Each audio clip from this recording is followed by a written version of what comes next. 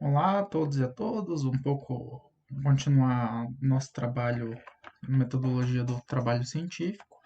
Hoje a gente vai ver um pouquinho mais sobre projeto de pesquisa, né? Um pequeno roteiro que a gente precisa construir quando vai produzir um projeto de pesquisa.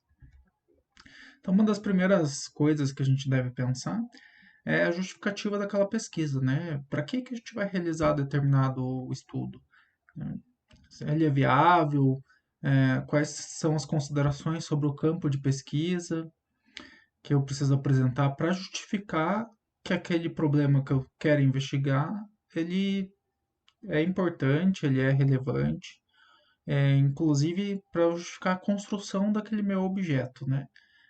Pensando que um objeto de estudo ali, ele é uma construção teórica a princípio, né? Enquanto eu estou produzindo ele. Então, eu preciso construir e justificá-lo nesse momento da justificativa. Né? Apresentar quais são as doenças que ele apresenta. Eu posso, inclusive, nesse momento, utilizar algumas experiências pessoais para justificar esse meu problema.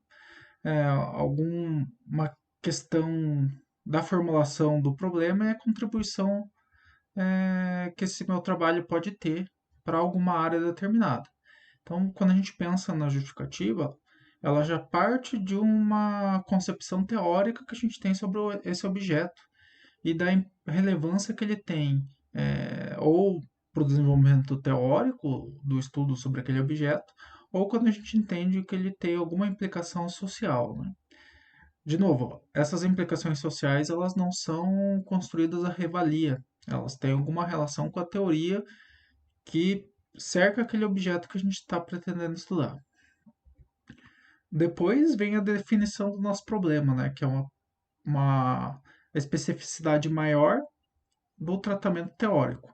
Então, só lembrando que o fenômeno ele tem uma relação teórica com a observação. Então, usando é, a analogia do óculos, por exemplo, quando a gente vai falar sobre um fenômeno, ele já é uma construção entre teoria e realidade. Então, uma das questões que a gente apresenta na definição desse nosso problema são aspectos teóricos e filosóficos que estão ao redor desse problema de pesquisa que a gente quer delimitar. Então, junto com a justificativa, a definição do problema é uma das partes que a gente vai fazer o delineamento do fenômeno que a gente vai estudar a partir de um determinado marco teórico. É, então, que pergunta que a gente está querendo responder com aquela delimitação e o que a gente quer perguntar para o fenômeno, o que a gente quer entender daquele fenômeno. E também tem que ter uma certa originalidade, né? Não adianta fazer uma pergunta que já foi respondida de uma determinada maneira. O que não quer dizer que a gente não possa olhar para o mesmo objeto utilizando uma outra outro marco teórico ou observar ele de uma outra maneira. O que a gente evita fazer é o mesmo trabalho, no sentido de fazer as mesmas coisas, utilizando a mesma teoria. Quando a gente falou sobre hipótese, a gente falou um pouco sobre trabalhar analogamente, né? Daí quando a gente está trabalhando com originalidade, a gente vai construir um trabalho análogo. Se a gente for ter alguma relação com outros trabalhos da área que já fizeram coisas semelhantes. Por que análogo, né? Porque provavelmente as condições de definição do nosso fenômeno elas vão ser diferentes.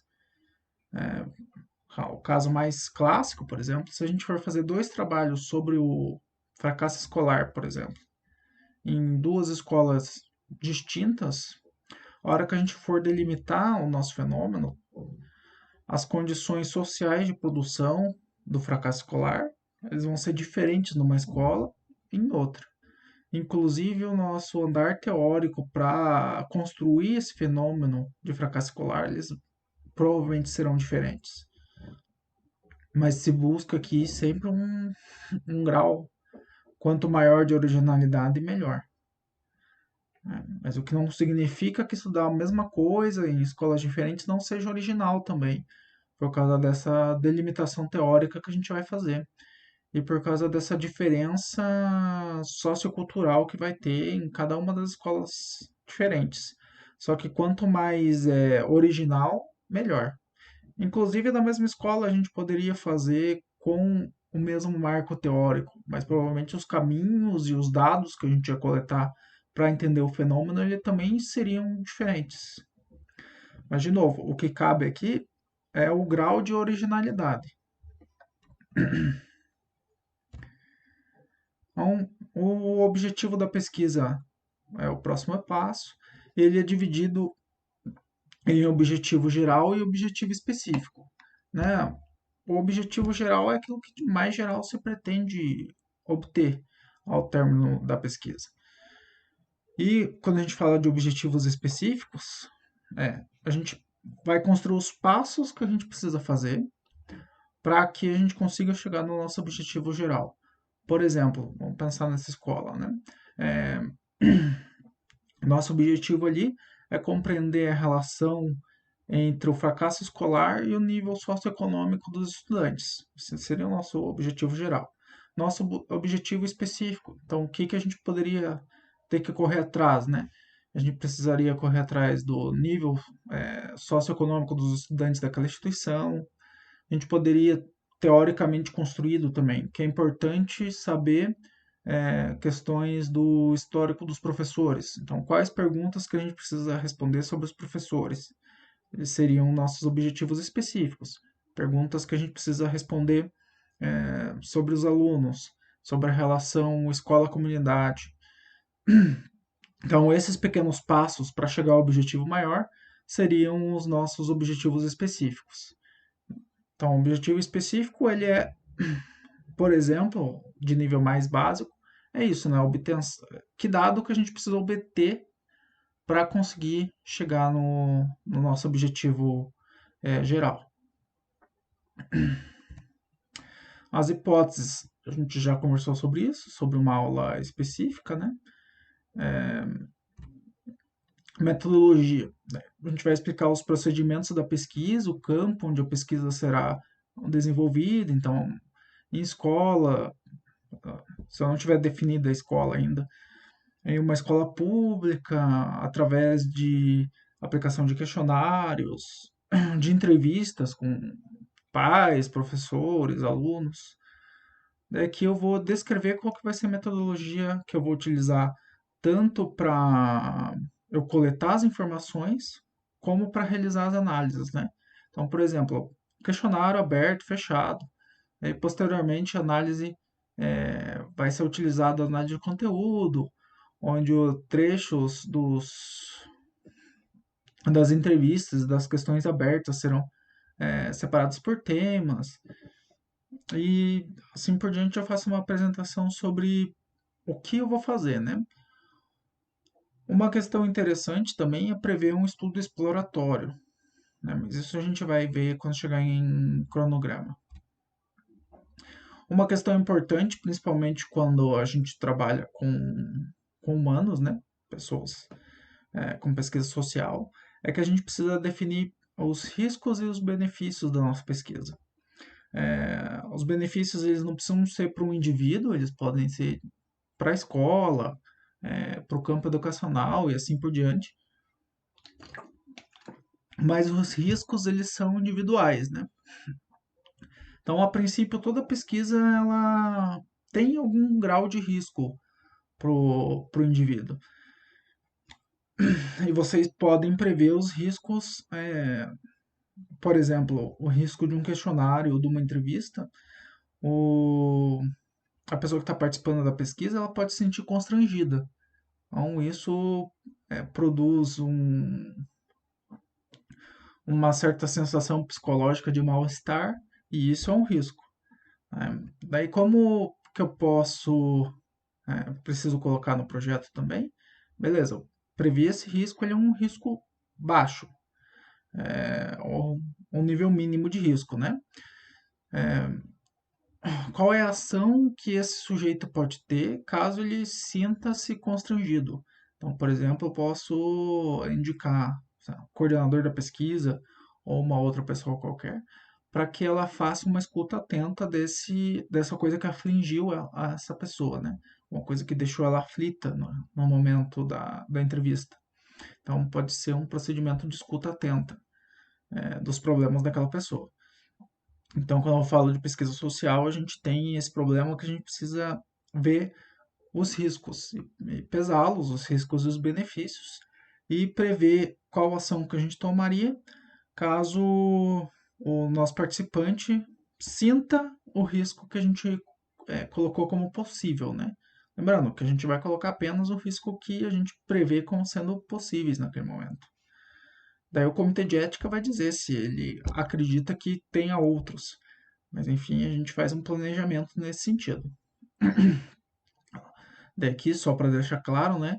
Sempre quando a pesquisa envolver seres humanos, ele tem que passar por um comitê de ética. Cronograma e orçamento, né? O cronograma é importante vocês delimitarem as datas e o que será realizado nessas datas, né? Um cronograma de forma geral. Uma das coisas importantes que é ter no cronograma são os estudos exploratórios, que são os testes dos instrumentos de pesquisa, que muitas vezes podem se mostrar inadequados. O que a gente faz, às vezes, é pegar um instrumento que já foi utilizado e que já foi testado, mas ainda assim ele precisa ser validado no lugar onde a gente vai fazer a pesquisa. Então, essa validação desses instrumentos a gente chama de estudo exploratório e ele precisa estar também ali no nosso cronograma. Então, uma das questões importantes, pensando de não chegar na pesquisa direto, é que a gente deve prever esse estudo exploratório. Outras coisas interessantes de serem previstas também é análise de dados, que isso demora bastante, a construção do instrumento de coleta definitivo, a produção do relatório. Uma questão ligada ao orçamento é importante, porque sempre quando a gente prevê que outras pessoas vão participar do nosso projeto de pesquisa, como colaboradoras, por exemplo, como fazendo entrevistas, etc., a gente também tem que prever de que forma que aquelas pessoas é, vão ter custos para participar do nosso projeto. Então, por exemplo, a questão das entrevistas. E aí, para que não haja essa produção de custos, a nossa descrição tem que colocar essa informação, né? Que é a gente que vai até a pessoa em momento que ela esteja disponível, para que